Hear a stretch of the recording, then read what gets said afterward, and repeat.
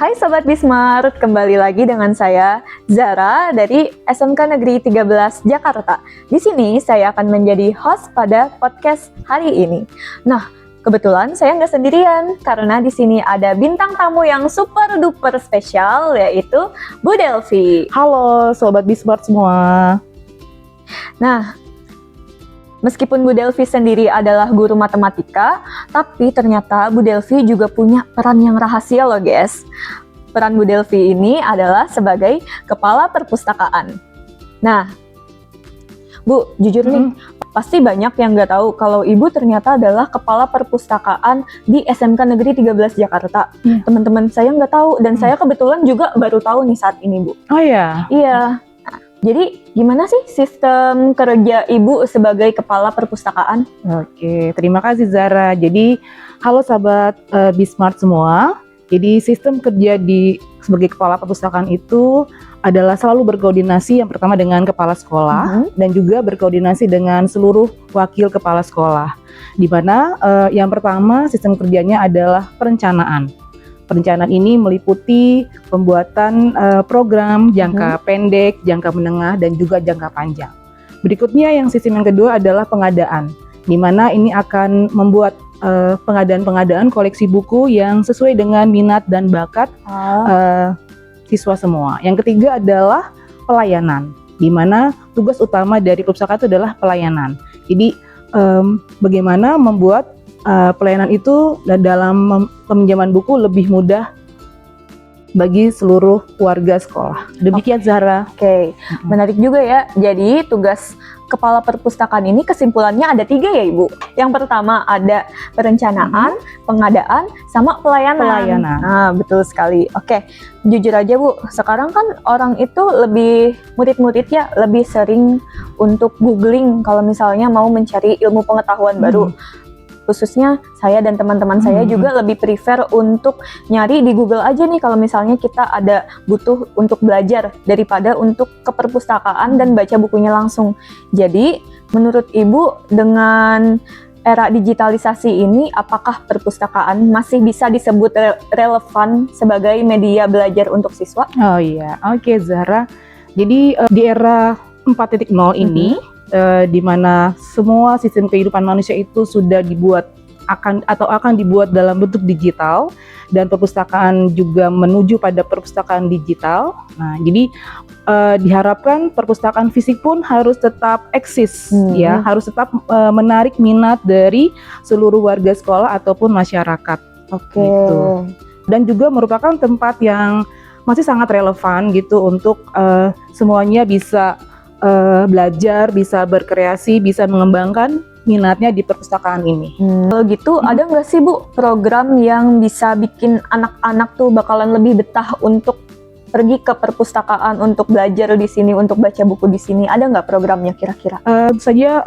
Ada Zara, di mana program itu adalah program wajib kunjung ke perpustakaan. Gitu. Jadi dengan dijadwal seperti itu, semua siswa, semua kelas mempunyai waktu berkunjung ke perpustakaan dengan jadwal yang sudah dibuat.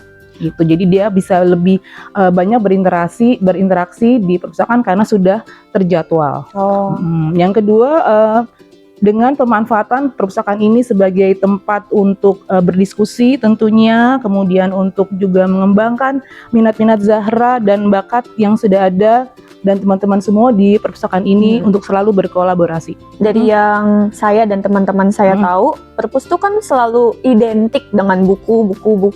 Jadi kalau misalnya saya ngajakin teman-teman saya, guys, kita ke perpustakaan yuk, pasti mereka mikirnya bakal ke perpustakaan mah palingan kita buat baca buku doang. Tapi membosankan ternyata, ya? Iya, membosankan. Tapi ternyata enggak ya Ibu. Iya, ternyata enggak. Iya.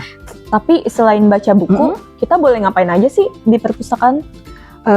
Ya, jadi sobat Bismart semua, di perpustakaan ini teman-teman semua bisa melakukan diskusi, bisa melakukan workshop di sini, dan juga bisa melakukan hal-hal positif lainnya yang juga menunjang kegiatan pembelajaran intra dan kegiatan ekstrakurikuler. Oh tuh guys, jadi kalau misalnya kalian mau ke perpus tuh gak cuman harus untuk baca buku aja, kan kita juga bisa diskusi kelompok, tapi yang jelas suaranya kecilin ya, soalnya takut mengganggu yang ingin beneran baca buku.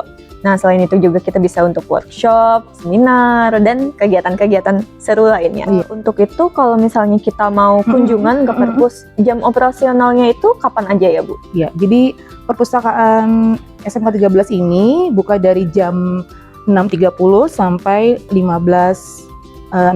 Oke. Jadi teman-teman yang mau kunjungan ke perpustakaan di waktu luang antara jam 6:30 pagi sampai jam 3 sore. 3 sore.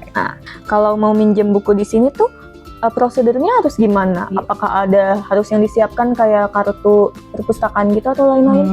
Iya, jadi peminjaman buku di perpustakaan SMK 13 ini ada alurnya.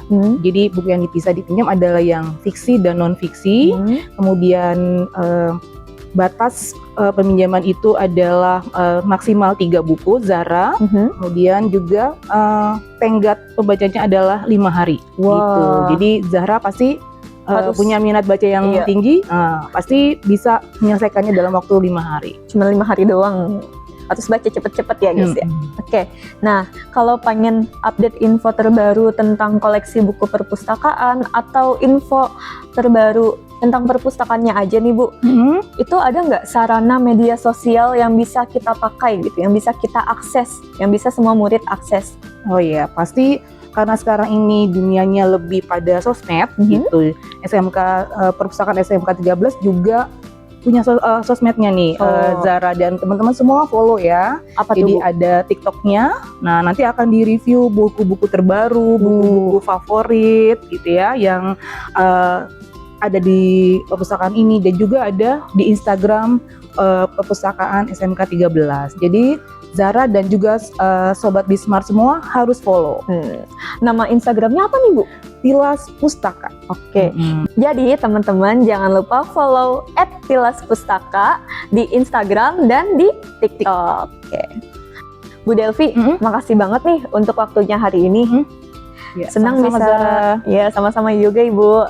Senang bisa ngobrol santai dan dapat banyak informasi menarik tentang perpustakaan sekolah kita ini. Terima kasih banyak ya Ibu. Oke, sama-sama Zahra. Nah, jadi buat kalian yang masih ragu-ragu mau ke perpustakaan atau tidak, jangan sungkan lagi ya. Perpus tuh bukan cuman tempat untuk baca. Seperti yang Ibu Delvi bilang, perpus itu juga untuk tempat berdiskusi, untuk workshop, untuk seminar, dan hal lain-lain. Oke, sekian dulu podcast kita hari ini. Jangan lupa mampir ke perpustakaan dan jangan lupa follow Instagram dan TikTok @tilaspustaka. Nah, sampai jumpa di episode Polas Poles berikutnya dan sampai jumpa.